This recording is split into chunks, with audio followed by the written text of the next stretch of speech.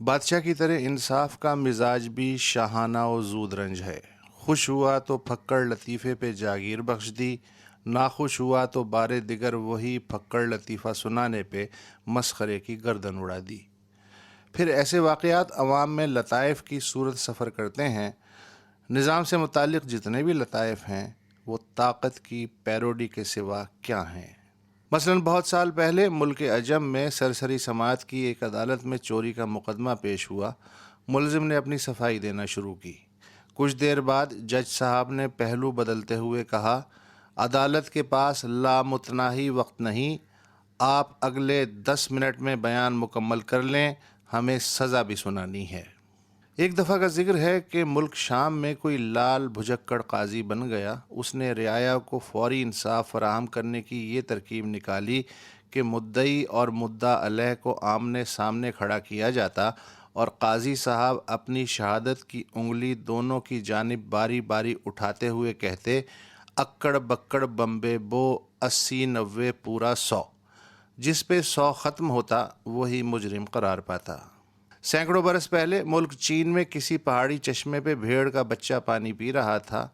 اس سے ذرا ہی اوپر ایک لگڑ بگا اسے بھوکی نظروں سے گھور رہا تھا، مگر بلا وجہ بچے کو ہڑپ کرنا ضمیر کو گوارا نہ تھا، لہٰذا اس نے بچے پہ الزام لگایا کہ تم میری طرف آنے والا پانی گدلا کیوں کر رہے ہو؟ بھیڑ کے بچے نے کہا، حضور میں کیسے گدلا کر سکتا ہوں؟ آپ چشمے کے اوپر کی طرف کھڑے ہیں، میں نیچے کی طرف ہوں۔ وار خالی گیا تو لگڑ بگے نے ڈپٹتے ہوئے پوچھا، اچھا یہ بتاؤ تم نے اسی چشمے پہ پانی پیتے ہوئے سال بھر پہلے میرا منہ کیوں چڑھایا تھا؟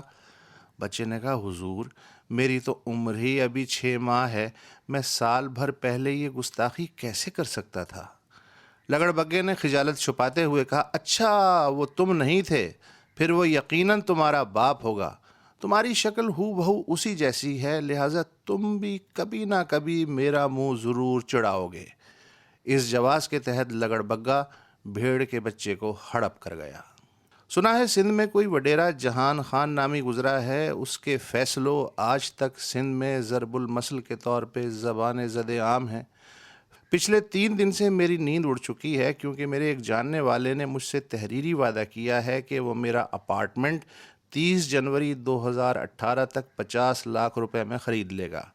اب مجھے یہ سمجھ میں نہیں آ رہا کہ جس کاغذ پہ یہ وعدہ تحریر ہوا ہے اس کاغذ کی ویلیو کیا ہے، 0 یا پھر 50 لاکھ؟ سالانہ ٹیکس ریٹرنز بھرنے والے میرے وکیل کا کہنا ہے کہ اس کاغذ کی ویلیو 0 ہے، کیونکہ ابھی آپ کو رقم کی ادائی ہونا باقی ہے اور آپ رکن اسمبلی بھی نہیں ہیں، ورنہ تو یہی کاغذ 50 لاکھ کا ہوتا اور آپ کو بطور اثاثہ ڈکلیئر کرنا پڑتا۔ مگر میں اب بھی مطمئن نہیں، کیونکہ یہ جو وکیل ہوتے ہیں نا، یہی چوڑے میں مرواتے ہیں اور پھر کہتے ہیں وکیل کبھی نہیں ہارتا، موکل ہارتا ہے۔ ایک صاحب نے مجھے ای میل بھیجی کہ قانون بڑی ظالم شے ہے، بڑے جرائم بھلے پکڑ میں نہ آئے مگر کوئی ایک معمولی خطا بھی گرفت میں آ جائے تو ساری سیاڑ پتی اور اگلے پچھلے حساب برابر کر دیتی ہے۔ مثلاً ایل کپون 1920 کے عشرے کے شکاگو میں شراب کے دھندے کا بادشاہ تھا۔ اس کے گروہ نے 7 برس کے عروج میں بہت سے جرائم پیشہ حریفوں کو ٹھکانے لگایا۔ شکاگو کے میئر اور پولیس چیف کا بھی اس کے سر پہ ہاتھ تھا۔ ایل کپون خیراتی اداروں کی بھی دل کھول کے مدد کرتا تھا، لہٰذا عوام میں اس کی شہرت رابن ہوڈ اور سلطانہ ڈاکو جیسی تھی۔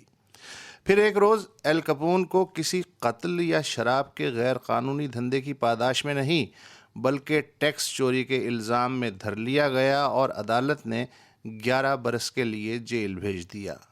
رہائی کے 5 برس بعد ایل کپون کا گمنامی میں ذیابطیس کے سبب انتقال ہو گیا۔ بس ثابت ہوا کہ ذیابطیس کسی کو بھی لاحق ہو اچھی نہیں ہوتی۔